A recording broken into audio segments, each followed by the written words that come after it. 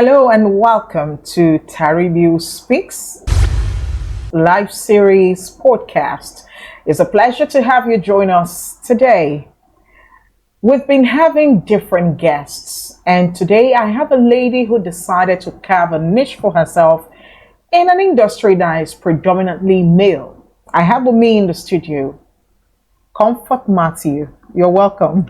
Thank you. It's a pleasure to have you here. Thank you. So how long have you been into furniture making? 10 years now. 10 years. Yes. Before we go into how far the business has been, what's your educational qualification? Okay, I have an ND in mathematics and statistics. OND in mathematics and statistics. Yeah. And then you've been in business now for about 10 years Yes. making furniture. So how has it been? Very stressful. You get enough patronage? Yes, mostly from women. From women? Yeah. Okay. Because I know that I'm one of your customers because the chairs we're using here in the studio, and we'll show you more of the jobs she does. The chairs we're actually sitting on was made by you and your staff. So most of your staff are male. How is it having a woman lead a group of men during this process in the company? Not easy because sometimes we end up arguing Okay. because they would like to boss. I'm a man and you are a woman. They don't want to take instruction Yes, from so- you. Well, we are moving. Okay, so I know you're a mother. How do you juggle being a mother and being a furniture maker? Yeah, sometimes if the work is pressing, I take it home, then deliver from home. I know there was a time I needed to reupholster some of my furniture that we were sending to the village. And at one point you said you had to take it home, especially making the throw pillows. Because even the throw pillow you're holding was made by you. Yes. My furniture throw pillows were all made by you. So how did you dovetail into furniture making? What made you go into furniture making? I just want to do something different. Okay. Yeah, something like, this tailoring, more of women, more of female. But you see this furniture upholstery, woman don't normally do it, as in you hardly see. So doing something different, at least it attracts more eye. So that was the main It reason. makes it more lucrative Yes. if you're in a field that is dominated by men instead of women. Women, yes. So when you wanted to go into it, what were the challenges you encountered? Yeah, the learning, The learning. How long Yes. did it take you to learn? a year, A full year. yes. You learned in Bielsa. Where did you learn? Now I learned here in Bielsa, Really? yes. Okay. This was after you had finished your OND. Yes, Do you have anybody in your family that was into furniture making? no, You're the first in your family yes. that is going into furniture making, both male and female. Female, yeah. So it wasn't something like, okay, someone in your family or maybe your father was into furniture. You're the first person in your family branching into furniture making. Yeah. So how did they receive it when you said you were going into furniture making? It was funny at first. Okay. My mom was like, Comfort, now what for you?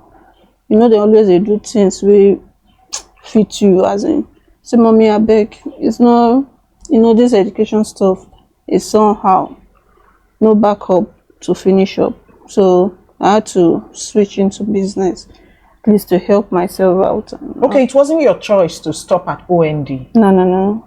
It's not even my choice to study mathematics and statistics. Okay. My intention was, what I planned on doing was to study petroleum and gas engineering. Okay.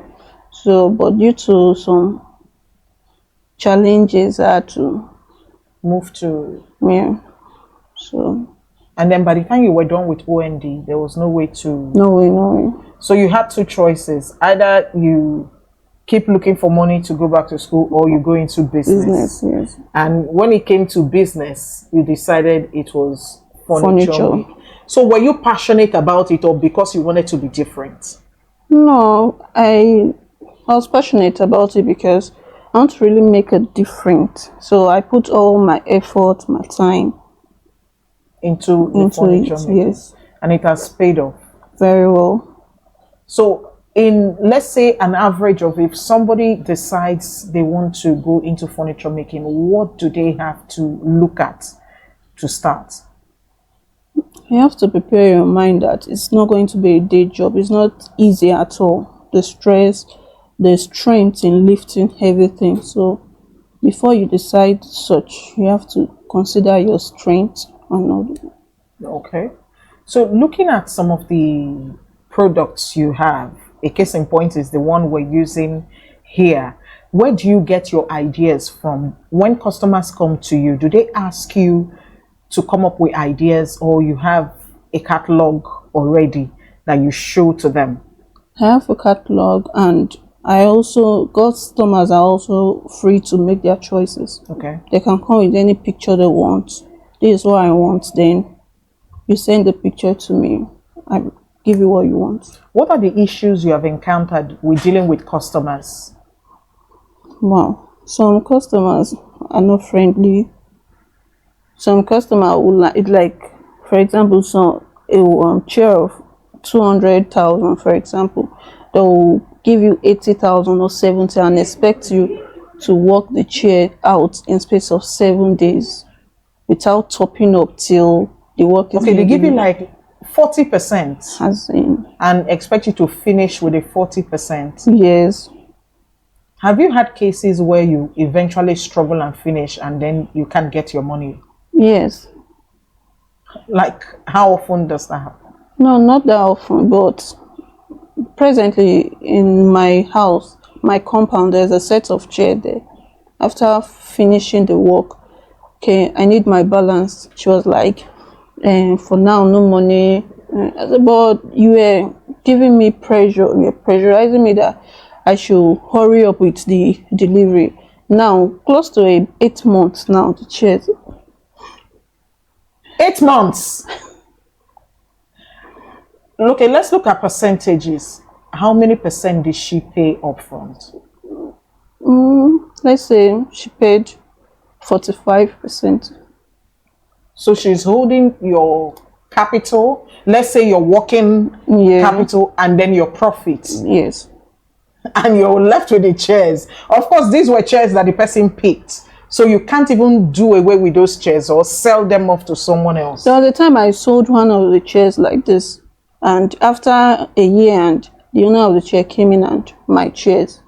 So normally once it happens like this, I keep the chairs. Anytime the person is ready to come and pick it. Okay, you had someone leave their chairs, they didn't pay up, Yeah. and then you got tired and sold them to someone else. And then they came after a year After a year, close to 2 years. to demand for their chairs. Yes. Funny, right? It's actually very funny. Close to 2 years before the person came back for their chairs. Yes. And they expected the chairs to still be there. I don't pay you now, so my chairs, even if I'm not ready now, I expect my chair anytime I'm ready. Since there's little amount from my side to you, the chair should remain the same. So have you thought of drawing up contracts to make sure when you have job with these persons that you must, if your chairs are finished, you must pick them up within so and so, or we sell them and do a refund? No, I haven't thought of that, but thank you for the idea. For the idea. Yes, because instead of housing people's chairs indefinitely, I think you should draw up a contract. Whenever you have clients bring in their furniture, you tell them, after we're done, this is the timeline, but you have to make sure you are done with their chairs with the given time frame. Or if not, you should have a conversation, say, okay, this is the extension period. But that once the chairs or whatever form of furniture you're making for them is ready, that within so time, you must pick up your furniture, or we'll sell them off and give you a refund. I think that will save you some of the hassle. You're still with somebody's chair for 8 months and they paid you just 45%. That's not a way to do business. So I think what you can incorporate into your business is documentation.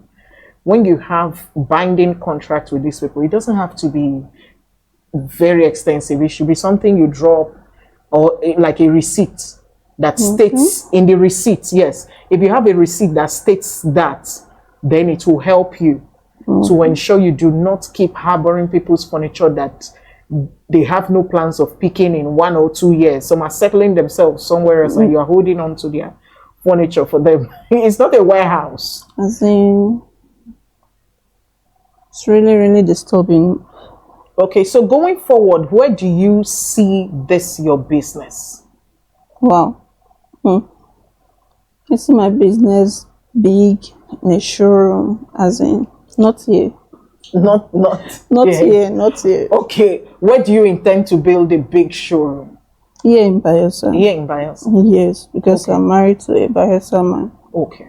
So, based here. So, definitely here in Bayelsa. That's true. You're from Edo State. Yeah. You're married to a Bayelsa man. So you're doing charity begins at home. So the warehouse will be first in Bayelsa State. Yes. So you're looking at expansion. Yeah. I'm looking at the projection because I know your work is good. I'm pleased with the work you have done for me. So I'm looking at, have you set a target for yourself when you open a warehouse? It's good to work with targets. Yes. I have set. What's the target you have set? All right.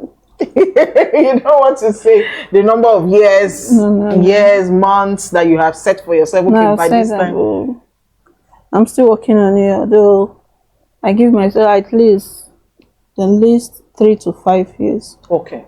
Please, I should have a very good standard showroom Okay. with different sets of chairs, table, bed stand, set of bed, Okay. dining set, and So presently, how do you get customers? yeah, I post online. Okay. Then passerby. What about referral? Yeah, I do a When- lot. Most of your clients Yes, refer yeah. you to others. Yes. Okay.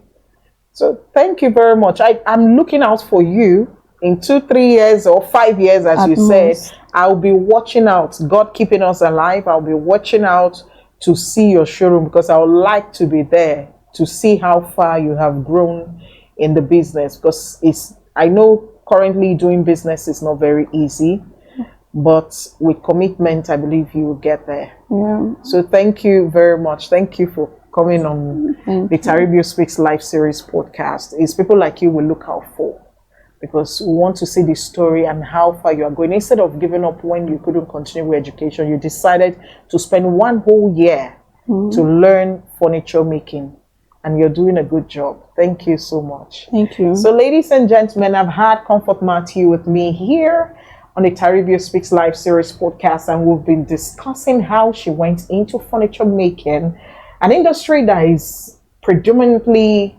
male, and she is a female, and she said she wants to do something different. And indeed, she's doing something not just different, but outstanding. Until we get to the next edition, have a wonderful day.